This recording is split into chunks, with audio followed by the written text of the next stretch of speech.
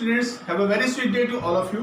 जी हाँ प्यारे बच्चों, आज हम पढ़ने वाले हैं 11th अकाउंटेंसी के चैप्टर नंबर 7 के चैप्टर डबल एंट्री सिस्टम से। और इस एंट्री सिस्टम के अंदर हम पढ़ने वाले हैं एक मेन टॉपिक जो हमें बताता है प्रिंसिपल और the characteristics of double entry system के बारे में। जी हाँ, किस डबल एंट्री सिस्टम किस प्रिंसिपल पर बेस्ड है? डबल एंट्री सिस्टम बेस्ड है कि कैसे प्रिंसिपल पर, जो ये बताता है कि every debit has its credit.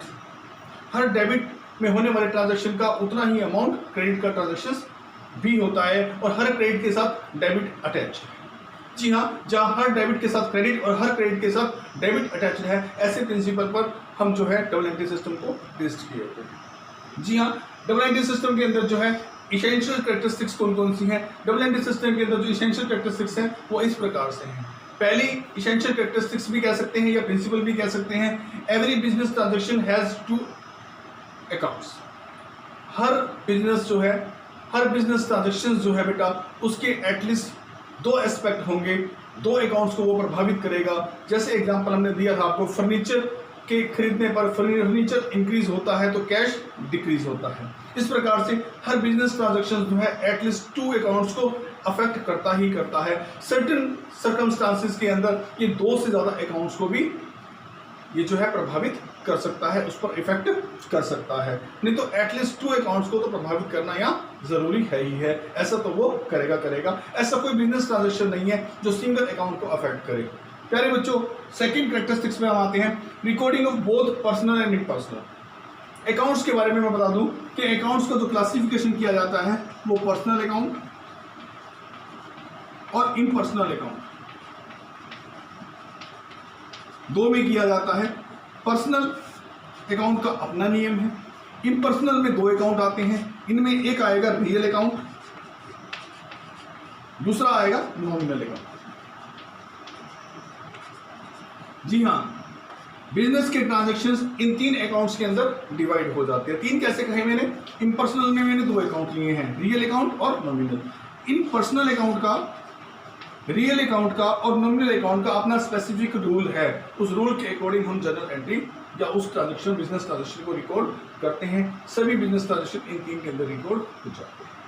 तीसरी बात, recording is made according to the certain specific rule.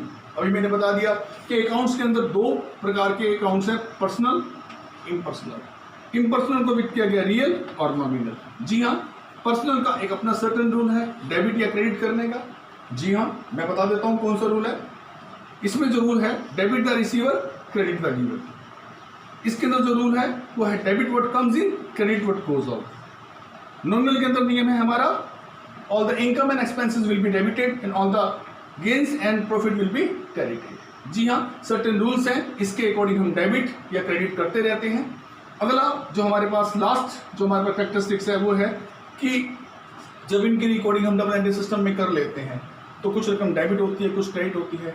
तो इस डबल डेबिट और क्रेडिट से हमारे पास जनरल एंट्री प्रिपेयर हो जाती है। इस जनरल एंट्री के प्रिपेयर होने के बाद हम बनाते हैं जर्नल को पोस्ट करते हैं लेजर में। लेजर अकाउंट्स बनाए जाते हैं और लेजर अकाउंट्स के जो सारा जर्नल और लेजर बनते रहते हैं और लेजर के जो फाइनल अकाउंट्स के बैलेंस निकलते हैं, लेजर अकाउंट्स में जो फाइनल बैलेंस निकलते हैं उनसे बनाया जाता है ट्रायल बैलेंस। जी हाँ, क्या है ट्रायल बैलेंस? ट्रायल बैलेंस एक स्टेटमेंट है जो ये बताता है कि किसी एक बिजनेस में जनरल एंट्री या लेजर पोस्टिंग सही हुई या नहीं हुई। उसका वेरिफिकेशन करता है, अर्थमेटिकल वेरिफिकेशन करता है। जी हाँ, अर्थमेटिकल चेकिंग करता है कि जो डेबिट और क्रेडिट है उनकी अमाउंट सही लिखी गई या नहीं लिखी गई।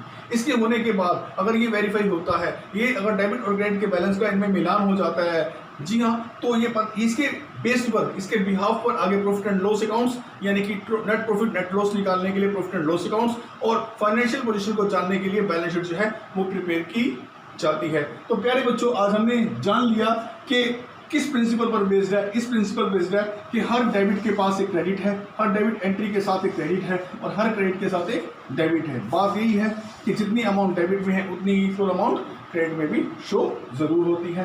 कैरेक्टरिस्टिक्स हमने पढ़ ली कि एटलीस्ट 2 अकाउंट अफेक्ट होते हैं या फिर 2 से ज़्यादा अकाउंट भी अफेक्ट हो सकते हैं सर्टेन सर्कमस्टांसेस के अंदर। दूसरी बात, पर्सनल इम्पर्सनल दोनों अकाउंट्स को यहाँ पर नोट कर लिया जाता है। हर बिजनेस ट्रांजैक्शन इनके अंदर आकर रिकॉर्ड आसानी से हो जाता है। तीसरी बात मैंने आपको बता दी कि सर्टेन स्पेसिफिक रूल्स हैं, इनके अपने अपने, जिसके अंदर हम लोग जर्नल एंट्री करते हैं। उसके बाद फाइनल डेस्टिनेशन होता है प्रॉफिट एंड लॉस अकाउंट और बैलेंस शीट, उसको बनाने की व्यवस्था भी आफ्टर ट्रायल बैलेंस प्रिपरेशन की जाती है।